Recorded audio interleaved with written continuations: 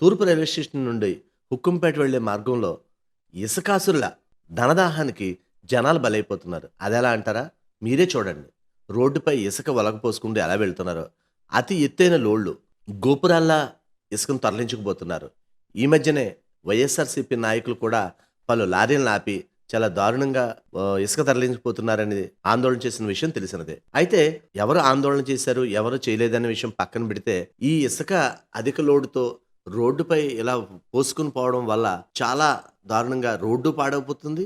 అధిక బరువు వల్ల ఇటు ప్రజలు కూడా గాయాల పాలవుతున్నారు. మరి ఈ ఇసుకాసుల ధనదాహానికి అడ్డుకట్ట వేసే అధికారులు లేకపోతారా అని 1000 కళ్లతో ప్రజలు ఎదురు చూస్తున్నారు. ప్రజల ఆశల్ని, ప్రజల నమ్మకాల్ని ఒమ్ము చేయకుండా అధికారులు బాధ్యతతో ఉద్యోగం చేసి ఈ లారీలపై తగు నిర్ణయం తీసుకోవాలని ప్రజలు కోరుతున్నారు. దయచేసి గమనించండి. ఒక ముఖ్య మనవి, మేం ప్రసారం చేసే నిర్లక్ష్యం కార్యక్రమం ఏ ఒక్కరిని అవమానపరచాలని గాని, తక్కువ చేయాలని గాని మా ఉద్దేశం కాదు. కేవలం రాజమండ్రి నగరం బాగుండాలని మా ఈ నిర్లక్ష్యం కార్యక్రమం ముఖ్య ఉద్దేశం.